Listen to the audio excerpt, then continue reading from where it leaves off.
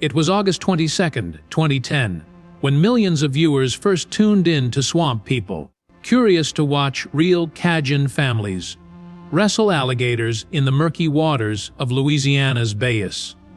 They thought they were seeing raw, unfiltered footage of life and death struggles, a glimpse into a world far removed from suburban backyards and city streets.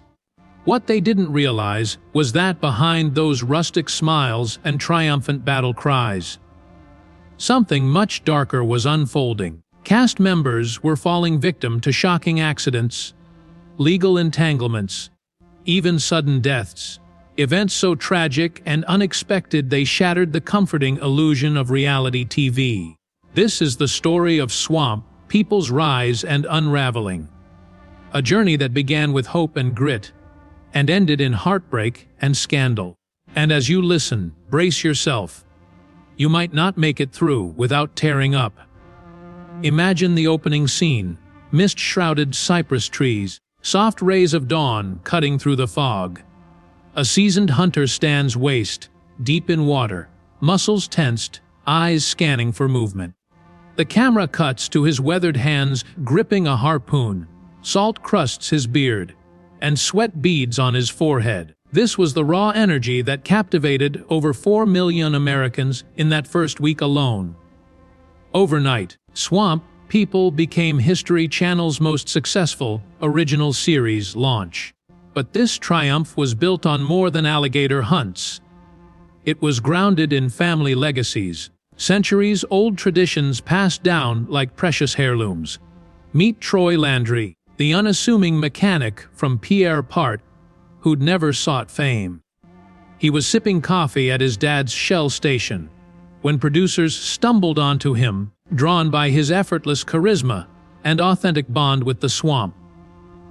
Troy wasn't a performer, he was just living the life he'd always known. Baiting traps, dragging monster gators from their tangled dens, and cracking jokes about the humidity, warrior bugs that loved to feast on his flesh. When cameras rolled, he barely flinched. That unscripted ease was gold. Producers scrapped their 3-hour documentary format and pivoted to a weekly series, betting everything on unvarnished authenticity. Contrast that authenticity with the harsh reality of the swamp's dangers. In the first weeks of filming, a boat nearly capsized when its engine failed, sending equipment, and nearly a cameraman, into the murky depths.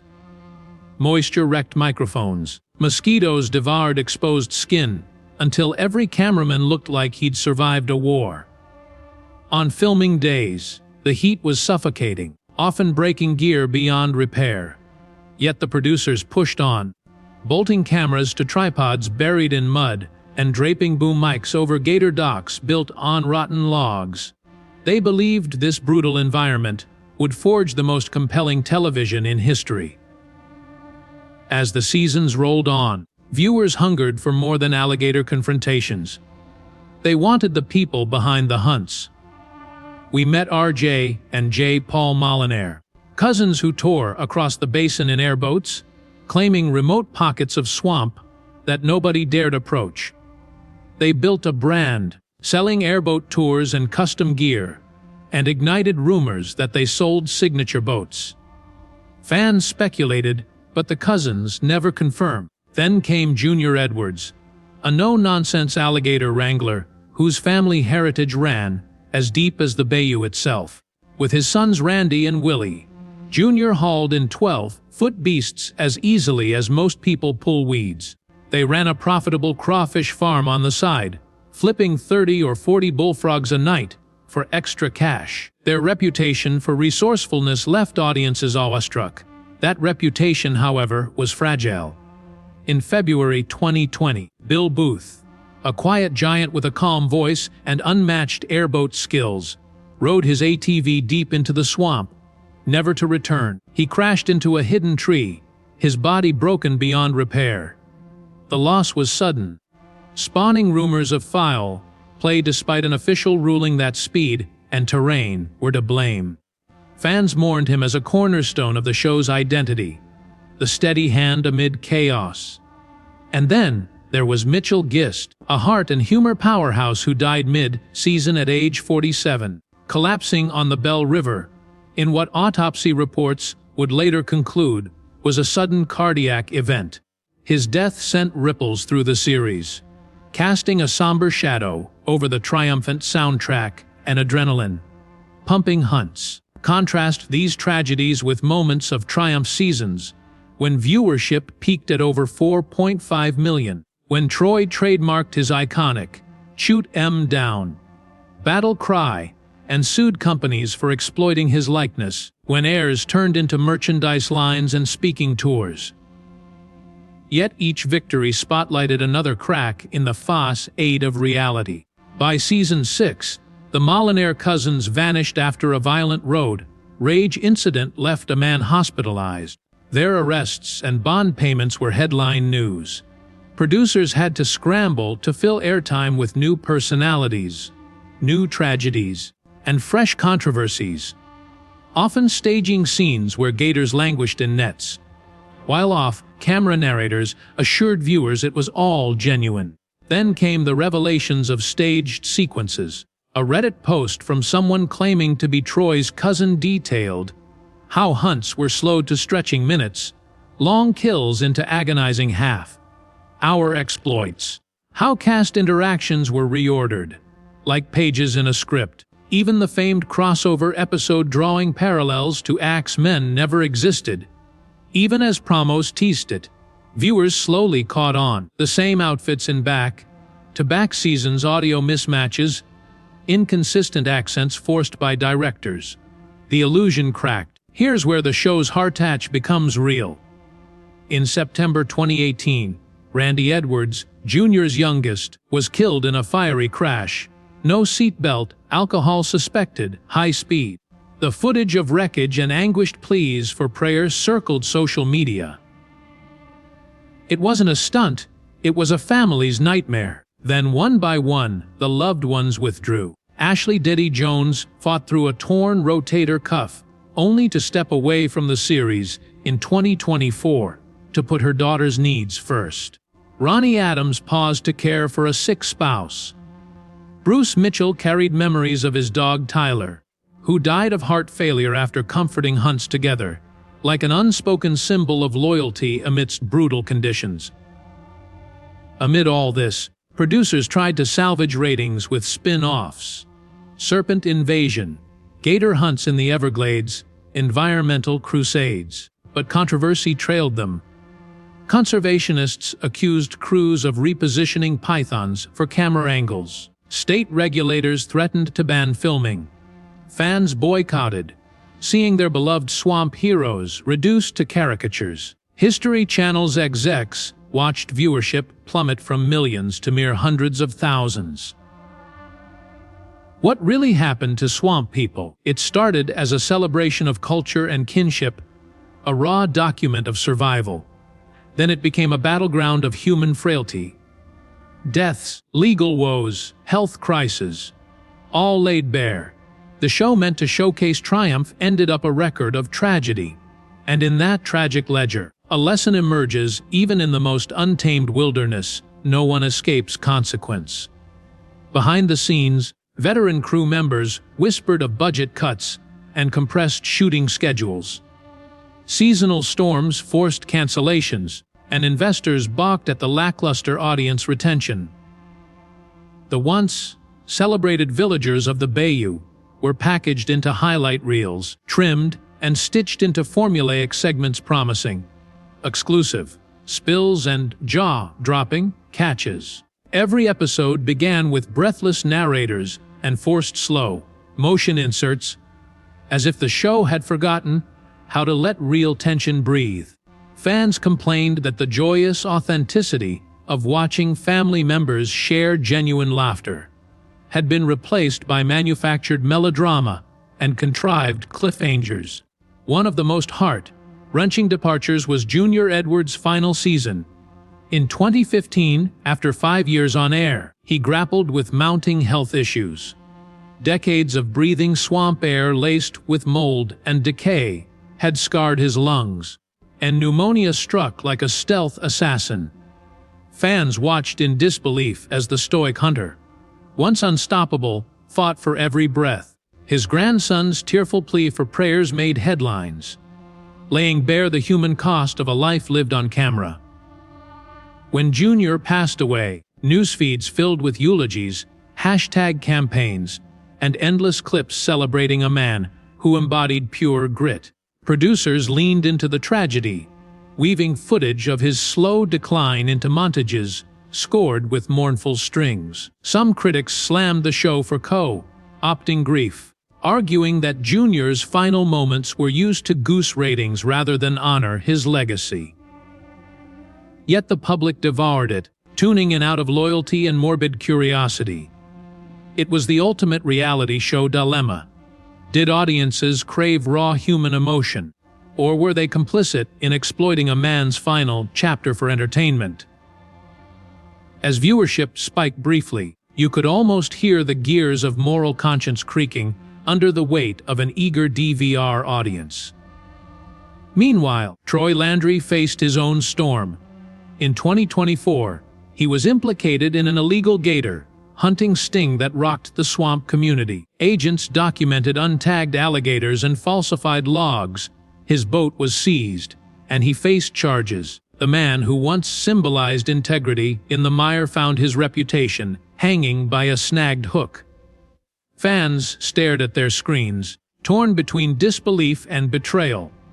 Was this the hero they'd cheered for? Or a cautionary tale of power and privilege in a wild, untamed landscape as legal battles churned on? Every press release and courtroom clip threatened to pull the final threads of the show's tattered legacy. Against that backdrop, viewers saw spin-off after spin-off. Serpent Invasion promised a new chapter. Troy and Pickles hunting Burmese pythons in Florida's Everglades. At first, it seemed noble, a conservation crusade. Soon reports surfaced that snakes were baited, moved, and released for camera angles, an environmentalist's nightmare. State officials threatened to pull permits. Fury erupted online, boycott hashtags, petitions, and editorials lamenting the state of modern reality TV. The swamp had become a mirror, reflecting our collective hunger for spectacle and our willingness to overlook ethics. For the next viral clip, the deeper story wasn't about gators or pythons. It was about how far we'd sink for ratings. In the final seasons, the show clung to nostalgia.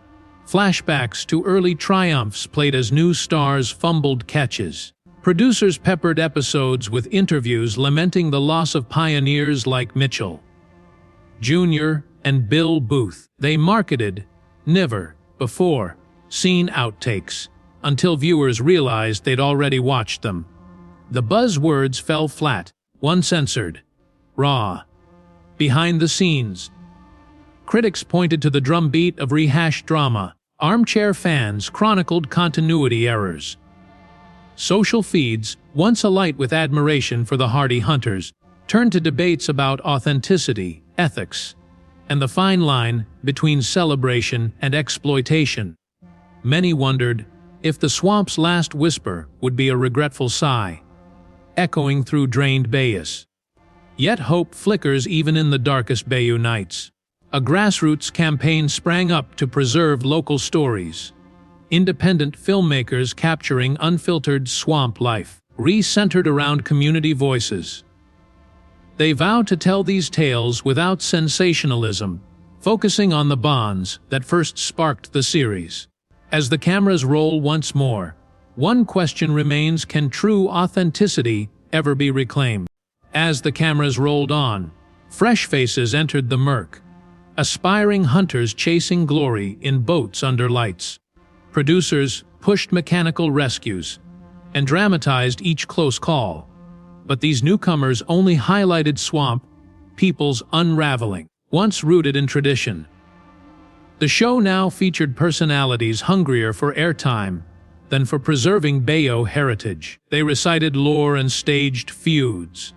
Without the original cast's pulse, their performances felt like echoes searching for a heart that beat beneath Louisiana's ancient cypress canopy. Ashley "Deddy" Jones rose to fame in 2018 with sharpshooting skills that won her fans. Yet Season 12 battered her. She tore a rotator cuff, wrestling a 10-foot gator, endured surgery and a grueling rehab as cameras recorded every wince. Off-screen, motherhood beckoned. When her daughter suffered a shoulder injury, Ashley chose family over fame, announcing in 2024 her exit. Her departure reignited debate. Had the unforgiving Swamp demanded too steep a price? Fans flooded social media with support. Ronnie Adams embodied Swamp, people's relentless spirit until life called him away. A family crisis forced him off camera, replacing harpoons and airboats with hospital corridors and whispered prayers. Fans rallied on social media, sending encouragement as he prioritized dear loved ones over fame. Though producers teased his comeback, the Swamp's unpredictable tides ultimately held him ashore. When he returned in Season 17, viewers recognized a changed man marked by challenges far deeper than any gator bite. Bruce Mitchell's bond with his dog Tyler was the series' heart. Tyler followed him everywhere, learning Swamp passages from age 4 months. In 2014, the faithful hound was diagnosed with congestive heart failure. Bruce administered meds and watched Tyler fade over 3 years, each moment captured by rolling cameras. When Tyler passed beneath a midnight sky, Bruce's grief was raw and unscripted. Fans wept alongside him, mourning a companion whose loyalty outshone gators, lurking in every cypress shadow. Liz, Gator Queen, Cavalier chased Swamp fame until a season-ending freak accident turned life-threatening. During Season 15, her airboat flipped in a sudden current, hurling her into roiling water, where she struck an unseen log and suffered a concussion. Production halted as medics arrived. Cameras recorded genuine terror no stunt plan could mimic. Weeks later, Liz returned, battered yet unbowed, her unforgettable grin testifying to resilience. Her near-miss reminded every fan how swiftly triumph teeters on disaster's edge. Behind Troy Landry's triumphant catchphrase lay private agony. In July 2024, his newborn grandson, Crew, was diagnosed with biliary atresia, a rare and life-threatening liver defect. Troy traded Swamp vests for hospital scrubs, navigating patient organ registries and long nights of heartbreaking vigil. Cameras filmed hushed prayers and tear-streaked faces, far removed from gator hunts.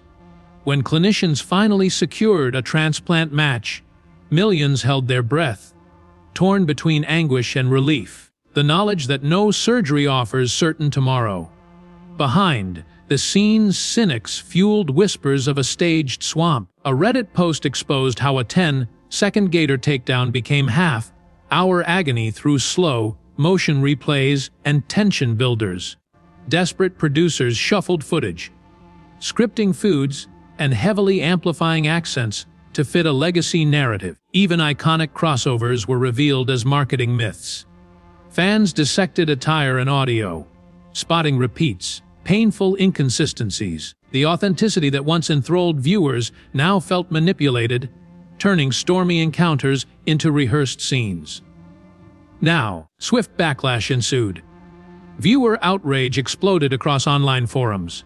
Hashtags like #FaceSwampShame trended as petitions demanded transparency. Armchair ethicists heatedly debated whether raw footage justified the breaches, while historians mourned the tarnishing of Cajun heritage. Memorial tags for fallen hunters coexisted with scorn for staged cliffhangers. Networks' chase of sensationalism clashed with fans' yearning for authenticity, igniting pulse, raising dialogue about the morality of voyeuristic entertainment. The Swamp had become more than a backdrop. It was now a battleground for integrity and trust.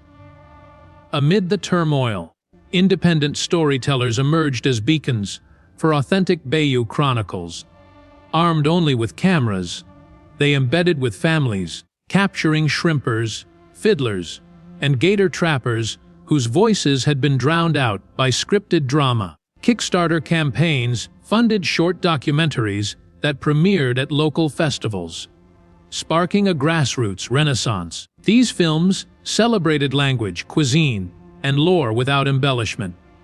For the first time, the swamp's narrative belonged to those who lived it, unfiltered and unsold to the highest bidder. Swamp People's Odyssey tells a simple truth: triumph and tragedy swim side by side. We saw folk heroes rise, traditions celebrated, and wild beauty shine. Then watched death, scandal, and spectacle corrode that magic. Yet hope thrives in unfiltered stories, in creaking docks and folk songs untouched by cheap thrills. As viewers, we must choose authenticity over theatrics, culture over commodified grief. Only then will the swamp's tale finally run free, alive with reverence rather than staged for ratings. The swamp became a place where memories drowned and fresh lies took shape. Producers, desperate to salvage dwindling viewership, pitched wild concepts. A Swamp People vs. Crocodile Cowboys. Face Off in Australia, a celebrity hunting special featuring former athletes. A Verify or Vilify series premise where fans voted on which cast controversies were real or exaggerated. Each pitch felt more desperate, more surreal. Yet viewers who stuck around remembered the simple thrill of genuine struggle. One man's bare hands against a gator's raw power. Family ties fortified by centuries of Bayou wisdom. That original spark flickered as networks chased spectacle like runaway airboats, and every new stunt risked drenching credibility in murky water. By late 2025, contract talks ignited rumors of a revival cast led by first-generation stars' children, Willie Edwards, Troy's grandson Crew as a toddler prodigy, even Tyler the Hound's successor, a pup trained to track gator scent. At festivals, independent filmmakers screened short features celebrating Cajun cooking, shrimp boat races, bluegrass fiddle contests, stories untouched by corporate drones. Grassroots campaigns on GoFundMe backed Swamp True, a YouTube series championed by community elders who felt the original show had misrepresented rural life. They promised no artificial cliffhangers, no manipulated footage, just the honest cadence of creaking skiffs and whispered prayers beneath Spanish moss. These homemade miniseries garnered modest views, but earned enduring admiration for authenticity. Contrast this with big-budget spin-offs that flopped. Serpent Invasion Mexico, Swamp People, Arctic Edition, Gator Grand Prix. Each carried glossy promos and blockbuster budgets, but crashed when viewers realized the only genuine peril was the network's quest for novelty. Critics noted that in chasing ratings, the show had abandoned its roots. It wasn't enough to showcase unique culture. It had to let that culture breathe and evolve naturally on screen. When producers finally conceded to this truth, it was almost too late. The swamp's salt-tinged air no longer smelled of genuine excitement, but of last-chance desperation. Still, pockets of hope persisted. In 2026, a collaborative series emerged. Local historians teamed with wildlife biologists to document the ever-shrinking bayou, charting ecological shifts, invasive species, and climate impacts. They filmed families weaving grappling hooks for sugar cane traps, mourning disappearing marshlands, and teaching grandchildren ancient knots. This felt like true evolution, a natural sequel to Swamp People's origins, one grounded in stewardship rather than spectacle. Audiences responded, finding renewed fascination in the swamp survival story, not gator vs. human, but humanity vs. vanishing wetlands. In these community-led documentaries, laughter rang through creaking skiffs as elders recalled folk tales about ghost lights dancing across bayou waters. Children splashed near heron nests, wide-eyed at stories of giant catfish that once terrorized fishermen. Camaraderie replaced conflict. Instead of forced rivalries over territory, families shared knowledge freely, passing on secrets of Cajun seasoning, shelter building, and seasonal cycles. The swamp revealed itself as a living organism, a web of interdependence that no simple ratings algorithm could quantify. For those who remembered the earliest, uncut glory of swamp people, these new voices felt like a homecoming. Yet networks still dangled the lure of prime time airtime. In dimly lit boardrooms, executives debated whether to repackage one of the new docu series under the Swamp People brand.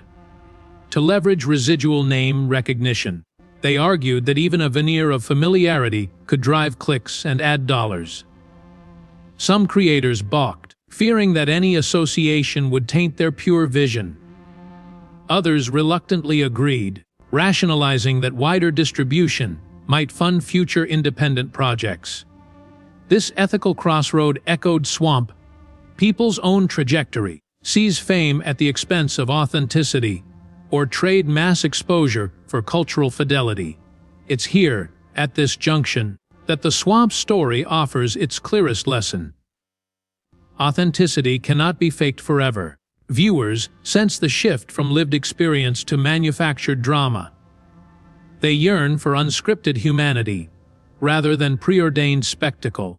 The Swamp taught us that raw struggle, genuine laughter, and unvarnished grief hold more power than contrived cliffhangers or staged rescues. Families standing waist deep in murky water, sharing food and folklore on shaky camera phones, resonated far more deeply than any high-definition chase scene.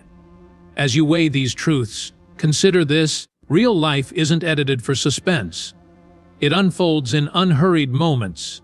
Long silences broken by the splash of a boot, the slow heave of a harvested gator, the gentle hum of cicadas at dusk. True drama exists in vulnerability, in the willingness to reveal pain and celebrate modest triumphs without fanfare.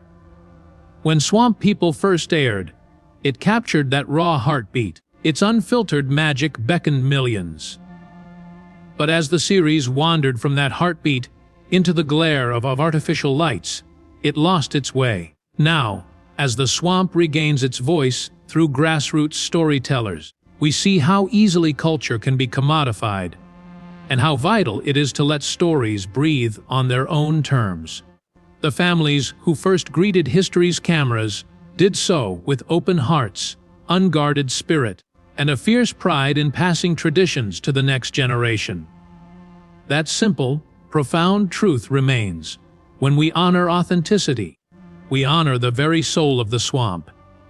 And that is what really happened to Swamp People. It wasn't just a show that faltered, it was a reminder that the most resonant stories live in the space between triumph and sorrow, between harvest and hunger, between ancestors' whispers and children's laughter. These are the tales that survive when cameras stop rolling, when ratings dwindle, and when networks turn their lights off. The swamp endures, speaking through local voices, bearing witness to a world shaped by water and will. Its greatest victories aren't measured in viewership numbers, but in the resilience of a culture that refused to be scripted, marketed, or erased. Now, imagine an unseen choir of voices rising from the swamp's shadows, determined to reclaim stories lost to sensationalism and network demands. Equipped with little more than handheld cameras and unwavering commitment, local filmmakers slip into the bayou at dawn, guided by elders whose memories stretch back generations. They document morning rituals, pouring sugarcane syrup over wooden steps to ward off evil spirits, slicing crisp fali powder into gumbo as grandmothers hum age-old hymns. Every frame pulses with authenticity, unfiltered by contrived cliffhangers or gator chase montages. This grassroots movement reconnects audiences to a simpler truth: that culture thrives in community, not in manufactured drama. These storytellers bypass corporate executives, favoring personal narratives over flashy stunts. One short film follows a shrimp boat captain who learned to read water currents from her grandfather. Another profiles a fiddler who carves tunes from cypress limbs uprooted during hurricanes. Their work debuts not on prime time slots but on local docks, digital kiosks at farmers' markets, and online channels where viewers trade whispered recommendations instead of paid ads. Comments gush over the crackle of cicadas captured amid thick Spanish moss, the way dawn's pink light glints off kettle, boiled crawfish, and the honest laughter of neighbors sharing a freshly caught catfish. Meanwhile, conservationists recognize that true environmental drama requires the swamp to speak for itself. Collaborative expeditions now chart the bayou's shifting boundaries, invasive species, and wetlands reclaimed by mangroves. Scientists and storytellers film side by side, capturing the slow creep of salt water through freshwater marshes, the silent die-off of cypress roots, and the resilience of new life.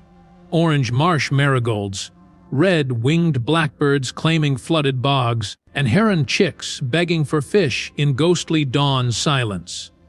This isn't manufactured peril, it's the real crisis unfolding before our eyes. Contrast these documentaries with network spin-offs that chase instant clicks. Big budgets, drone shots, celebrity cameos, but rarely a moment that feels lived in. Viewers noticed the same staged rescues, the forced rivalries, the recycled gator tags panning too neatly across sunlit decks. Online critics labeled these episodes photo ops in rubber boots, and ratings slid further. The swamp no longer needed high, gloss spectacle. It needed to breathe, unedited and raw, welcoming audiences into its quiet marvels instead of shouting for attention. Amid this awakening, a new generation of swamp stewards emerges. Willie Edwards, now married with children, teaches his grandson the art of hand, tying treble hooks while swapping recipes for spicy crawfish etouffee. Crew Landry, once the sickly infant at the center of Troy's vigil, toddles through shallow pools, guided by an aunt who promises to show him every secret passage once he's old enough. They represent hope, proof that traditions can survive without television lights, when each lesson is passed down over campfire gumbo and star-blotted skies, free from scripted drama. As you absorb these stories, consider your own heritage. What memories whisper through your backyard? Which traditions risk being swept away in the rush for must-see content? The Swamp's revival teaches us that the richest tales aren't measured in viewership numbers, but in shared breath. Humans and nature entwined. Real drama isn't staged. It's felt in the weight of a net heavy with crawfish, the hush of a muss draped dawn, the crack of a fiddle echoing across dark water. If you crave authenticity, seek out these independent voices. Subscribe to channels that honor unvarnished truth. Support local film festivals that champion unscripted culture and share stories that matter. Encourage networks to invest in genuine documentaries rather than quick ratings spikes. Every click, every share, every word of praise can shift the tides away from spectacle and back to substance. The Swamp endures because it belongs to everyone who listens. Family storytellers, ecologists, filmmakers, and viewers willing to look beyond the flash of a gator's tail. Let these unedited stories guide your own narrative. Embrace the messy, glorious reality in your own community. That is the legacy swamp people almost lost, and what grassroots champions fight to preserve.